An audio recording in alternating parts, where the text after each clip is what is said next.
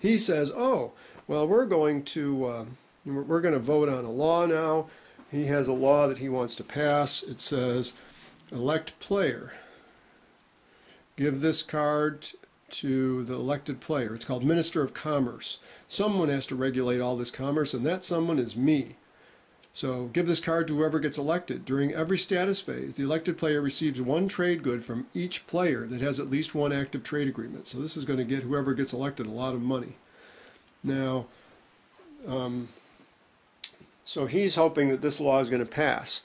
Now what happens is, and I'm not going to go through all the details of this, is all of us would decide what counselor we're going to put in to help us vote for the law. And in my case, I don't want him to get elected, so I'm planning to put in my spy, and his special ability is choose an outcome. If the result of this vote does not match your choice, kill any one counselor that did not vote the outcome you chose. So in my case, I've decided that I want the outcome to be I get elected. And so at the beginning, we've all put in our counselors. Now what happens is we reveal our spies first, and starts with me. I revealed my spy. I explain to people what's going to happen if they don't elect me. And then it goes around the table, and other people, if they have spies, they reveal them, and some people might get assassinated or whatever. And then, unfortunately, the spy doesn't give me any extra votes. So I have basically no votes at all, because all my planets are, my one planet is exhausted, so I have no influence available to me. So I get one vote. You always get a minimum of one. Plus, as speaker, I get to break the tie. Over there, the Sardak Nor, you know, they're wondering what to do now, how they should vote. They were hoping they'd just vote for themselves and get some other people to vote for them. So now we would go into negotiating. People would offer each other deals. I won't go into your planet if you don't go into mine, or just let me take this world. Or how about if I give you 3 trade goods in exchange, you don't attack me for 2 turns, or whatever deals they want to make. All those are completely non-binding. People can, you know, lie and backstab if they want to, and then of course nobody will trust them after that. They also could give each other promissory notes. So, for example, the Sardak Nor might really want to get elected, so they might give a promissory note to one of the other players that says, if you elect me, then in a subsequent turn, you can ask me to retreat before combat from a space battle, and I will. So, you know, something will happen with the negotiating. Then we all walk around and vote, and in this case, let's say that as the speaker, let's say everybody votes for themselves, they all get 1 vote, and I am going to, and maybe one person tried to, well, let's say nobody's counselors made any difference or whatever, and maybe I break the tie and I get elected. So now I'm going to be the Minister of Commerce. So that becomes something that I keep track of. So now it comes around. So he's played assembly, and actually there's a bunch of things we would have really done. He would have drawn a political card and 2 action cards. Then he would have chose to either become the speaker and let somebody else play a political card, or let somebody else be speaker and play a political card from your hand. So let's say he did that.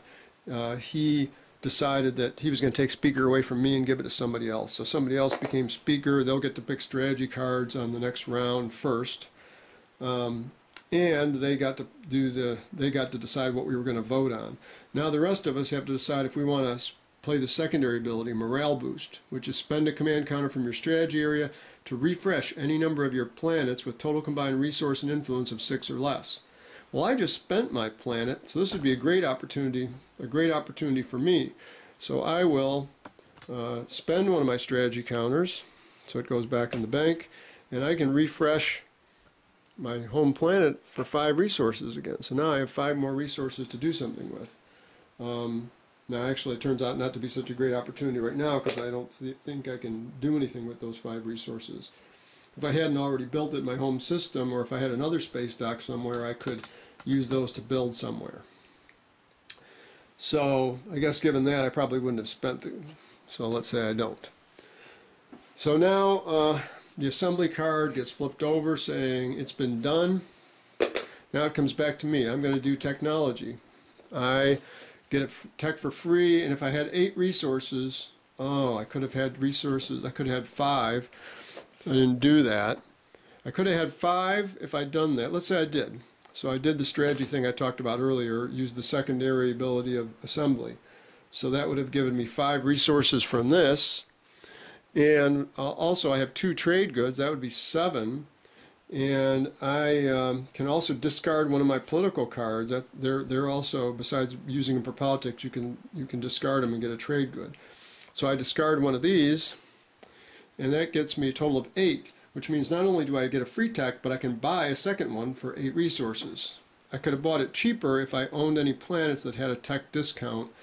And although I did get Sowdor when I landed on it with my ships, I don't remember if I actually gave it to myself, but the problem is, oh yeah, I didn't. The problem is that I get it face down. So even though it's a 2 and a 2, 2 resources, 2 influence, I can't use them this round. And notice it says prosperous planet with large native populations and substantial industry. Extreme axial tilt results in long day-night cycles that some races find uncomfortable. So anyways, that's another planet that I took.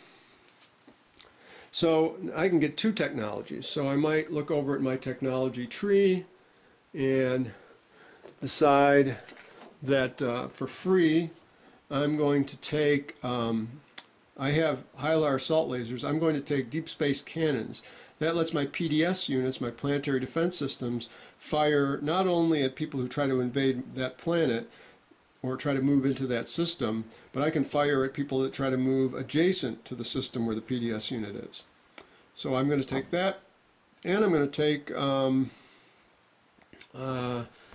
over here I have enviro compensators already. I'm going to take Sarween tools. This gives me 1 extra resource every time I'm building. It gives me 1 free resource to build with. And later, my big plan is, now that I've got deep space cannons and Sarween tools, I can now have both the conditions to be able to get the War Sun technology, which will let me build War Suns, because I'm planning to go on the warpath. That may or may not be a great idea, but let's say that's what I was thinking of doing. So I would go through my technology deck here, and I would pick out the technologies I just bought, which is the deep space cannons, and there's the Sarween tools. Okay, Sarween tools, and put that down here with my other technologies, and deep space cannons. Where is deep space cannons? Right here, deep space cannons. Okay, so now I have that one. And then everybody else would get the option of playing the secondary ability of technology, which is spend 1 command counter and from your strategy area and 6 resources to receive a tech. So they may or may not choose to do that. Then technology has now been played. Now people would keep moving or whatever they wanted to do until they ran out of command counters or ran out of other things to do. One thing that might happen, for example, is comes back to me and I play an action card that says play as an action. So for my turn I played privateers, choose an opponent, take all the trade goods from that opponent's trade goods area, put half of them in your trade good areas and discard the rest. So I paid some pirates to prey on my rivals' fleets and give me some of the money. So that's what happened there. So I played that action card and I would have collected some additional trade goods. Now finally the whole round is over. We would do the status phase. And let's just say for a moment that